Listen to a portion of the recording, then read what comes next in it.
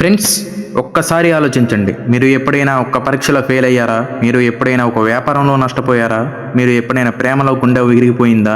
మీకు ఎప్పుడైనా మీ స్వప్నం కోసం ప్రయత్నించి చేతులు ఖాళీగా మిగిలాయా? అయితే ఈ వీడియో మీకోసమే. ఈరోజు మనం మాట్లాడుకోబోయే అంశం అత్యంత ముఖ్యమైనది. జీవితంలో ఎప్పుడైనా ఒక్కసారైనా ఓడిపోని మనిషి లేడు. ఓటమి అనేది జీవితంలో ఒక భాగం. కానీ ఆ ఓటమి తర్వాత మీకు ఏమి చేస్తారు అనేదే మీ జీవితాన్ని నిర్ణయిస్తుంది. మీ శత్రువు దగ్గర కూడా నేర్చుకోవాల్సిన విషయాలు చాలా ఉంటాయి. ఇక ఓటమి నుంచి నేర్చుకోవడం ఎంత ముఖ్యమో చెప్పాల్సిన అవసరం లేదు. ఈ వీడియో మొత్తం చూసిన తర్వాత మీరే ఈ ఛానల్ని సబ్స్క్రైబ్ చేస్తారు. ఇలాంటి జ్ఞానపూర్వక కంటెంట్ మీకు రోజు అందుతుంది. అసలు ఓటమి అంటే ఏమిటి? మనం ఓటమి గురించి మాట్లాడకే ముందు ఓటమి అంటే నిజంగా ఏమిటో అర్థం చేసుకోవాలి. నిజమైన ఓటమి అంటే అజ్ఞానం. మీరు ఒక పని చేసి ఫెయిల్ అయినప్పుడు అది ఓటమి కాదు, అది కేవలం ఒక ఫీడ్బ్యాక్. ఓటమిలో 3 రకాలు ఉంటాయి. మొదటి రకం పరిస్థితుల వల్ల వచ్చే ఓటమి. కొన్నిసార్లు మీరు చేసిన పని సరిగ్గా చేసిన ఓటమి వస్తుంది. వాతావరణం మారింది, మార్కెట్ మారింది, పరిస్థితులు మారాయి. ఇది మీ తప్పు కాదు. ఎగ్జాంపుల్, ఒక రైతు 4 నెలలు కష్టపడి పనిచేసి పంట వేశాడు. కానీ వరదలు వచ్చాయి, పంట నాశనమైంది. ఇది రైతు ఓటమి కాదు, అది పరిస్థితుల వల్ల జరిగింది. ఇలాంటి ఓటమిలో మీరు నేర్చుకోవాల్సింది కాంటింజెన్సీ ప్లాన్, అంటే అత్యవసర ప్రణాళిక ఎలా వేయాలో. రెండవ రకం తప్పులు చేయడం వల్ల వచ్చే ఓటమి. ఇది చాలా సాధారణంగా జరుగుతుంది. మీరు సరైన ప్రిపరేషన్ చేయలేదు అంటే, సరైన ఊహం లేదు, సమాచారం సేకరించలేదు. ఈ ఓటమి మీరే కారణం. కానీ ఇది అత్యంత విలువైనది ఓటమి, ఎందుకంటే ఇక్కడ నేర్చుకోవడానికి చాలా ఉంది. మూడవ రకం మానసిక ఓటమి. ఇది అన్నిటికంటే ప్రమాదకరమైనది. మీరు ప్రయత్నించే ముందే లోపల ఓడిపోతారు, కానీ చేత కాదు, నేను చేయలేను, నా వల్ల అవ్వదు అని మనసులో అనుకుంటారు. చాణక్యుడు ఏం చెప్పాడంటే, మనసు గెలుచుకున్న వాడే ప్రపంచాన్ని గెలుచుకుంటాడు. మనం ఓటమిని ఎలా చూడాలంటే, చాణక్యుడు ఓటమిని ఒక గురువుగా చూశాడు. ఆలోచించండి, ఒక గురువు మీకు ఏం నేర్పిస్తాడు? మీరు తప్పులు చేసినప్పుడు మీకు చెబుతాడు, మీ బలహీనతను చూపిస్తాడు, మీరు ఎక్కడ మెరుగుపరుస్తాడో నేర్పిస్తాడు. ఓటమి కూడా అదే నేర్పిస్తుంది, అదే చేస్తుంది. కష్టాలలో మనసు కలత చెందకుండా, సుఖాలతో అతిగా ఆనందపడకుండా ఉండటమే జ్ఞానం. ఓటమి మీకు ఏమి నేర్పుతుంది అంటే, ఒక రీసెర్చ్ చెప్తుంది, ప్రపంచంలోని 90% విజయవంతులైన శక్తివంతులైన కనీసం 3 నుంచి 5 మొదటి ఓటములు అనుభవిస్తారు. థామస్ ఎడిసన్ బల్బు కనుగొనడానికి 10,000 సార్లు ఫెయిల్ అయ్యాడు. ఒక రిపోర్టర్ అడిగాడు, 10,000 సార్లు ఫెయిల్ అయ్యారు, మీకు ఎలా అనిపించింది అని. ఎడిసన్ ఎలా చెప్పాడంటే, నేను ఫెయిల్ అవ్వలేదు, బల్బు పనిచేయడానికి 10,000 సార్లు 10,000 వేవ్స్తో కనుగొన్నాను అని. ఇదే చాణక్యుడి దృష్టి కూడా. ఓడిపోవడం మంచిదే, ఎందుకంటే అహంకారాన్ని తగ్గిస్తుంది. విజయం మనకు గర్వాన్ని తెస్తుంది, ఓటమి మనకు వినమ్రతను నేర్పుతుంది, నిజమైన మిత్రులను గుర్తిస్తుంది. మీరు ఓడిపోయినప్పుడు మీ పక్కన ఎవరు నుంచుంటున్నారో చూడండి, వారే నిజమైన మిత్రులు. బలహీనతను చూపిస్తుంది. మీరు విజయవంతమైనప్పుడు మీ లోపల కనిపించవు, ఓటమి వారి స్పష్టంగా చూపిస్తుంది. తప్పుదారిని మార్చుకోవడానికి అవకాశం ఇస్తుంది. కొన్నిసార్లు మనం తప్పుదారిలో వెళ్తుంటాం.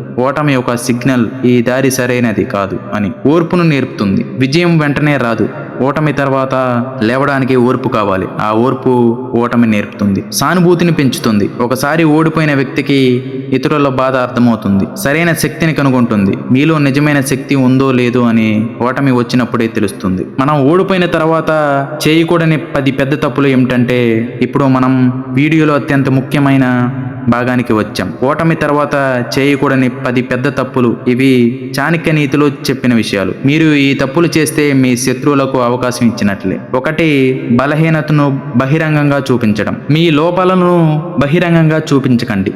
మీరు ఓడిపోయినప్పుడు అందరి ముందు ఏడవటం, నిరాశ వ్యక్తిపరచడం, నాకు అయిపోయింది అని చెప్పడం, ఇవన్నీ మీ శత్రువులను అడ్వాంటేజ్ ఇస్తాయి. ఒక రాజు యుద్ధంలో ఓడిపోయాడు అనుకోండి, అతను తన సైనికులు ముందుకు వెళ్ళి వెక్కి ఏడిస్తే ఏమి జరుగుతుంది? సైనికులు మరింత నిరాశ చెందుతారు, శత్రువులు మనోబలం పెరుగుతుంది, తిరిగి యుద్ధం చేయడం మరింత కష్టమవుతుంది. కాబట్టి అలా కాకుండా ఏం చేయాలి? మీ దుఃఖాన్ని మీ గదిలో వ్యక్తిపరచండి. ఒంటరిగా ఉన్నప్పుడు ఏడవండి, అది మానసిక ఆరోగ్యానికి మంచిదే. కానీ అందరి ముందు మీరు ప్రశాంతంగా స్థిరంగా ఉండడం. 2, తదుపరి ప్రణాళికలు చెప్పడం. ఓటమి తర్వాత చాలా మంది చేసే తప్పులు. ఇప్పుడు నేను ఇలా చెప్తాను, నా నెక్స్ట్ ప్లాన్ ఇది అని అందరికీ చెప్పడం. వ్యూహాన్ని రహస్యంగా ఉంచండి.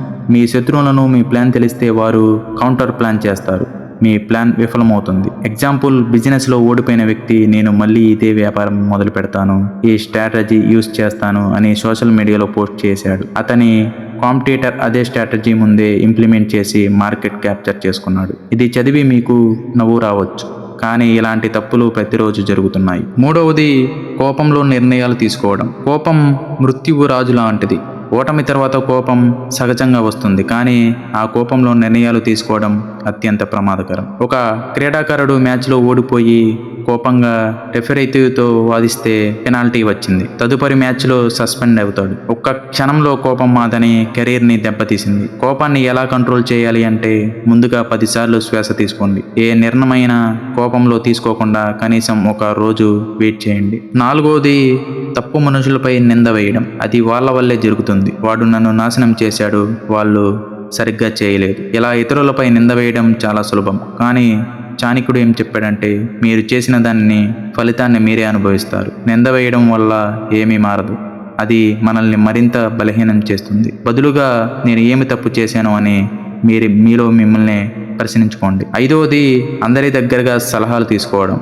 ఓటమి తర్వాత చాలామంది ఒక తప్పు చేస్తారు. ప్రతి ఒక్కరి దగ్గరకు వెళ్ళి నేను ఏం చేయాలి అని అడుగుతారు. ఒకరు ఏ చెయ్యి అంటారు, మరొకరు బి చెయ్యి అంటారు, ఇంకొకరు 2 వద్దు సి చెయ్యి అంటారు. చివరికి కన్ఫ్యూజన్లో పడిపోతావు. నేనేం చెప్తా అంటే చాలా మంది సలహాలతో పాలన నాశనం అవుతుంది. అందరి సలహా తీసుకోండి. మీకు నిజంగా మంచి అనుభవం ఉన్న 1 లేదా 2 మంది సలహా మాత్రమే తీసుకోండి. ఆరవది, దెయ్యంలా గతంలో నివసించడం. గతంలో ఇలా జరిగింది కాబట్టి నేను ఇప్పుడు ఇలా ఉన్నాను. ఇది చాలా ప్రమాదకరమైన ఆలోచన. తెలివైన వ్యక్తులు గతాన్ని బాధపడరు. గతం మారదు. మీరు దానిలో నివసించిన దానిని మర్చిపోయిన గతం గతమే, కానీ వర్తమానం మీ చేతిలో ఉంది. భవిష్యత్తు మీరు నిర్ణయించవచ్చు. ఏడవది, ఒంటరిగా కూర్చోవడం. కొంతమంది ఓటమి తర్వాత ఒంటరిగా కూర్చుంటారు. సోషల్ కనెక్షన్స్ తెచ్చుకుంటారు, బయటకు వెళ్లరు. ఇది డిప్రెషన్కి దారి తీయవచ్చు. ఒక చెట్టు అడవి కాదు, గుర్తుపెట్టుకో. మీకు సహాయపడే వ్యక్తులు ఉంటారు, వారి దగ్గరకు వెళ్ళండి. మీ నెట్వర్క్ని మెయింటైన్ చేయండి. ఎనిమిదవది, తాగుడు వ్యసనాలకు దారి తీయడం. ఇది చాలా సాధారణంగా జరుగుతుంది. ఓటమి తర్వాత నొప్పి నుంచి ఎస్కేప్ అవ్వడానికి కొందరు తాగుతారు, డ్రగ్స్ తీసుకుంటారు, గేమింగ్ అడిక్షన్లోకి వెళ్తారు. వ్యసనానికి జ్ఞానం ఉండదు, గుర్తుపెట్టుకో. ఓటమి నొప్పి నుంచి ఎస్కేప్ కాదు, ఆ నొప్పిని ఫేస్ చేయండి, అందులో నుంచి బలం తీసుకోండి. తొమ్మిదవది, పూర్తిగా క్విట్ చేయడం. ఇక నేను ఈ ఫీల్డ్లోకి రాను, ఇదే నా లాస్ట్ అటెంప్ట్, ఇక ప్రయత్నించను. ఇలా చాలామంది ఓటమి తర్వాత పూర్తిగా క్విట్ చేస్తారు. అంటే ఉత్సాహమే నిజమైన బలం. ఒక ఓటమికి క్విట్ చేయడం అత్యంత తప్పు. 99% మంది విజయవంతమైన వ్యక్తులు ఒక్కసారి క్విట్ చేయడానికి అనిపించినా చేయలేదు, అందుకే వారు విజయం సాధించారు. 10వది, శత్రువును తక్కువ అంచనా వేయడం. ఓటమి తర్వాత కొందరు వాడు లక్ వల్లే గెలిచాడు అని చెప్తూ ఉంటారు. నేను సపోర్ట్ ఇస్తేనే వాడు గెలిచాడు అంటారు. ఇది మీ శత్రువుని తక్కువ అంచనా వేయడం. అంటే మీ శత్రువు దగ్గర కూడా మంచి గుణాలు ఉంటాయి, వాటిని నేర్చుకోండి. మీ శత్రువు ఎందుకు గెలిచాడో అర్థం చేసుకోండి. అతను ఏ వ్యూహం వాడాడో నేర్చుకోండి. తర్వాతి సమయంలో మీరు అంతకంటే మంచి వ్యూహం వాడండి.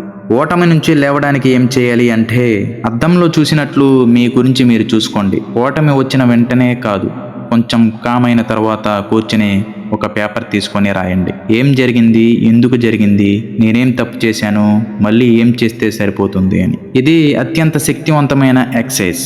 చాలామంది దీన్ని చేయరు, ఎందుకంటే ఇది పెయిన్ఫుల్. మీ తప్పులను మీరే చూసుకోవడం కష్టంగా అనిపిస్తుంది, కానీ ఈ నొప్పి తర్వాత మీరు మరింత బలంగా ఎమర్జ్ అవుతారు. చాణక్యుడు అర్థశాస్త్రంలో ఒక రాజ్యానికి 7 స్తంభాలు ఉంటాయి అని చెప్పాడు. ఇవే 7 స్తంభాలు మీ జీవితానికి కూడా వర్తిస్తాయి. 1, మీరు నాయకత్వం. మీరు మీ జీవితానికి రాజు. మీ నిర్ణయాలు మీరే తీసుకోవాలి. ఇతరులకు చెప్పినట్లు చేస్తే మీరు ఎప్పటికీ గెలవలేరు. 2వది, మీకు మంచి మెంటర్స్ కావాలి. అనుభవం ఉన్న వ్యక్తులు, వారి జ్ఞానాన్ని ఉపయోగించుకోండి. 3వది, మీ దగ్గర ఉన్న రిసోర్స్ని కరెక్ట్లీ యూస్ చేయండి. టైం, మనీ, ఎనర్జీ, కనెక్షన్స్, వీటిని వైజ్లీ యూస్ చేయండి. 4వది, మీకు మీరే రక్షణ కల్పించుకోవాలి. ఫిజికల్గా, మెంటల్లీ, ఫినాన్షియల్ సెక్యూరిటీని బిల్డ్ చేసుకోండి. 5వది, ఫినాన్షియల్ స్టెబిలిటీ లేకుండా మీరు స్వేచ్ఛగా నిర్ణయాలు తీసుకోలేరు. ఎమర్జెన్సీ ఫండ్ ఉండాలి. 6వది, ఓటమి తర్వాత తిరిగి లేవడానికి అత్యంత అవసరమైన డిసిప్లిన్. ప్రతిరోజు కొంచెం పని చేయండి. 7వది, మీ పక్కన నిలబడే నిజమైన మిత్రుణ్ణి ఎంచుకోండి. మీకు 4 ఉపాయాలు చెప్తాను. ముందుగా, మాటలతో పరిష్కరించడానికి ప్రయత్నించండి. సహాయం చేసిన వారికి తగిన బహుమతి ఇవ్వండి. శత్రువు గుంపులో విభేదాలు సృష్టించండి. మొదటి 3 పని చేయనప్పుడు మాత్రమే శక్తి వాడండి. ఇవి బిజినెస్ లో, రిలేషన్షిప్ లో, జీవితంలో అన్ని చోట్ల వర్తిస్తాయి. చుట్టూ ఉన్న వారిని అర్థం చేసుకోవడం. మీ చుట్టూ ఉన్న వారిలో 6 రకాల వ్యక్తులు ఉంటారు. ప్రత్యక్ష శత్రువు, మీతోనూ నేరుగా పోటీ పడేవాడు. పరోక్ష శత్రువు, మీకు మేలు చేసినట్లు నటించి హాని చేసేవాడు. మిత్రుడు, మీ పక్కనే నిలబడతాడు. తటస్థుడు, మీకు సహాయం చేయడానికి, హాని చేయడానికి వాడు. శత్రువు యొక్క శత్రువు, మీ శత్రువుతో పోటీ పడేవాడు, మీకు ఉపయోగపడవచ్చు. మధ్యస్థుడు, 2 వర్గాల మధ్య ఉండేవాడు. ఈ రకాల గురించి వారితో తదనుగుణంగా వ్యవహరించండి. ఓటమి తర్వాత మీరు మళ్ళీ స్టూడెంట్ అవ్వాలి. కొత్తగా నేర్చుకోవడానికి సిద్ధంగా ఉండాలి. మీ ఫీల్డ్లో లేటెస్ట్ డెవలప్మెంట్స్ తీసుకోండి. మీ కాంపిటీటర్స్ ఏం చేస్తున్నారో చూడండి. బుక్స్ చదవండి, కోర్సెస్ చేయండి, వర్క్షాప్కి వెళ్ళండి. ఫ్రెండ్స్, మీకు ఒక ముఖ్యమైన సత్యం చెప్పాలి. జీవితంలో మీకు శత్రువులు ఉంటారు.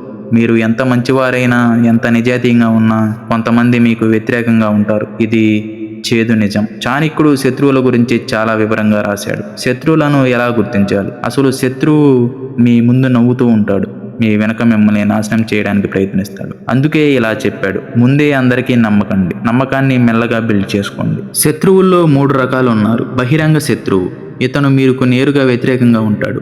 ఇతని గురించి మీకు తెలుసు, అందుకే ఇతను అంత ప్రమాదకారుడు కాదు. మీరు ప్రిపేర్గా ఉండవచ్చు. 2వది, రహస్య శత్రువు, ఇతను మీరు మిత్రుల్లాగా ఉంటాడు, మీకు సహాయం చేసినట్లు నటిస్తాడు, కానీ వెనుక మీ సమాచారం లీక్ చేస్తాడు, మీ అవకాశాలు నాశనం చేస్తాడు. ఇతనే అత్యంత ప్రమాదకారుడు. 3వది, పరిస్థితుల వల్ల వచ్చే శత్రువుడు. కొంతమంది మీ శత్రువులు కాదు, కానీ పరిస్థితుల వల్ల మీకు వ్యతిరేకంగా మారతారు. వారితో సామోపాయం పనిచేస్తుంది. శత్రువులతో ఎలా వ్యవహరించాలి? శత్రువును ఎప్పుడూ తక్కువగా చూడకండి. శత్రువుని గుర్తించండి, కానీ పబ్లిక్గా చూపించకండి. మీకు ఎవరు శత్రువో తెలుసు, కానీ అందరి ముందు వాడు నా శత్రువు అని చెప్పకండి.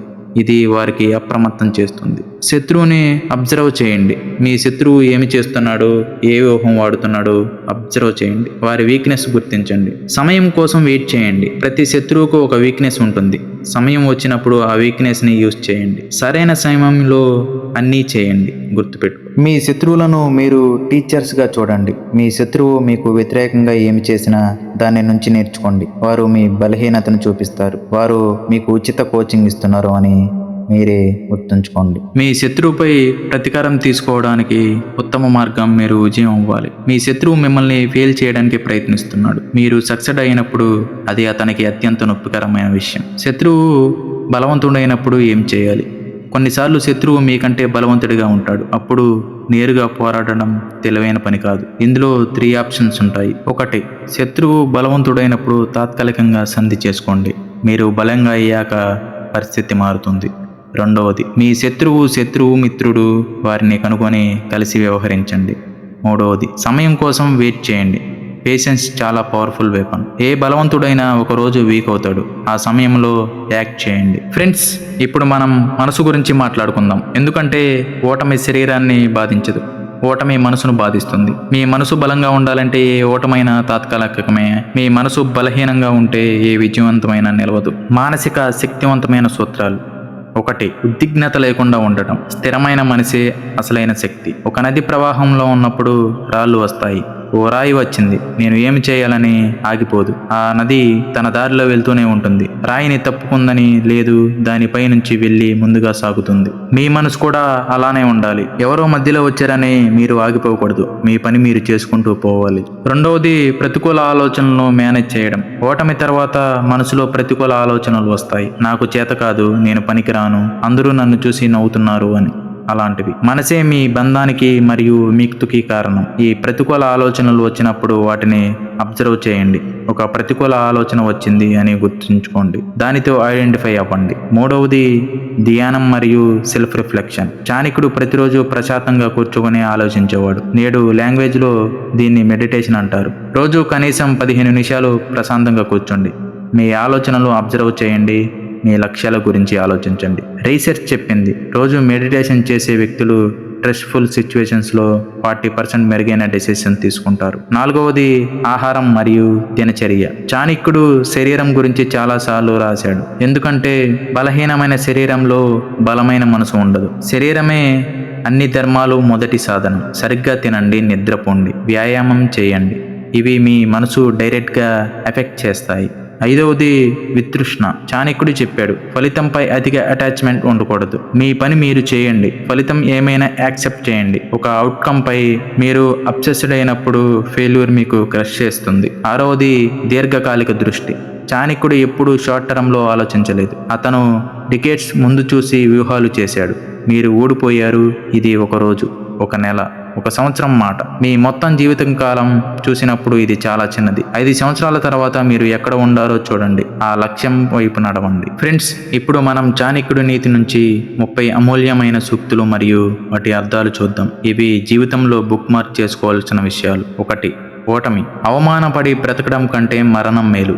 అందుకే అవమానాన్ని పవర్గా మార్చుకోండి. 2వది జ్ఞానం. జ్ఞానం లేని వ్యక్తి పశువుతో సమానం. నిరంతరం నేర్చుకోండి. 3వది సమయం. ప్రతి క్షణం కొత్తది, గతం మారదు. వర్తమానాన్ని సద్వినియోగం చేయండి. 4వది మిత్రులు. అవమానించే మిత్రుని కంటే శత్రువు మేలు. 5వది ధనం. అప్పు చేసి నెయ్యి తినడం వద్దు, అంటే అవసరానికి మించి ఖర్చు పెట్టకండి. 6వది శత్రువు. అవసరమైతే పాముని కూడా వాడుకోవాలి, అంటే శత్రువును కూడా ఒక్కసారి యూస్ఫుల్ అవుతాడు. 7వది ధైర్యం. భయపడే వ్యక్తికి విజయం రాదు. 8వది వినమ్రత. అహంకారం వినాశనానికి దారితీస్తుంది. 9వది కార్యాచరణ. బద్ధకమే వినాశనానికి కారణం. 10వది సత్యం. సత్యం చెప్పండి, ప్రియంగా చెప్పండి, కానీ అసత్యం చెప్పి ఎవరిని సంతోషపెట్టకండి. ఫ్రెండ్స్, మనం ఈరోజు చాలా విషయాలు మాట్లాడాం. చాణక్యుడి జీవితం నుండి, ఓటమి యొక్క అర్థం నుంచి, చేయకున్న తప్పుల నుంచి, వ్యూహాల నుంచి, సూక్తుల నుంచి, 21 రోజుల యాక్షన్ ప్లాన్ వరకు.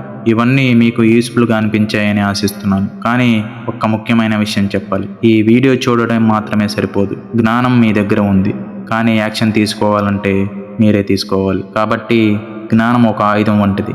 ఆయుధం చేతిలో ఉన్నా ఉపయోగించకపోతే పని చేయదు. ఈరోజు మీ ఒక చిన్న స్టెప్ తీసుకోండి, ఒక చిన్న నిర్ణయం తీసుకోండి. మీరు ఎందుకు ఎక్కడ ఉన్నారో, మీకు ఏం కావాలో, మీరు ఎక్కడికి వెళ్తున్నారో అది రాయండి. అదే మీ మొదటి స్టెప్. చాణక్యుడు ఒంటరిగా అవమానపడ్డాడు, రాజ్యం నుండి తరిమివేయడానికి. కానీ అతను ఆగలేదు. అతను తన ప్రతిజ్ఞ నెరవేర్చుకున్నాడు. ఒక మహా సామ్రాజ్యాన్ని నిర్మించాడు. 1000 సంవత్సరాల తర్వాత కూడా అతని మాటలు మనకు దారి చూపిస్తున్నాయి. మీరు కూడా మీ ప్రతిజ్ఞ చేయగలరు. మీరు కూడా మళ్ళీ లేగవగలరు. మీరు కూడా గెలవగలరు. ఎందుకంటే ఓటమి అంటే పడిపోవడం కాదు, ఓటమి అంటే పడిపోయి లేవడమే. ఫ్రెండ్స్, ఈ వీడియో మీకు నచ్చినట్లయితే లైక్ చేయండి, షేర్ చేయండి. ఇలాంటి మరిన్ని వీడియోస్ కోసం మన ఛానల్ని సబ్స్క్రైబ్ చేయండి. Thank you for watching.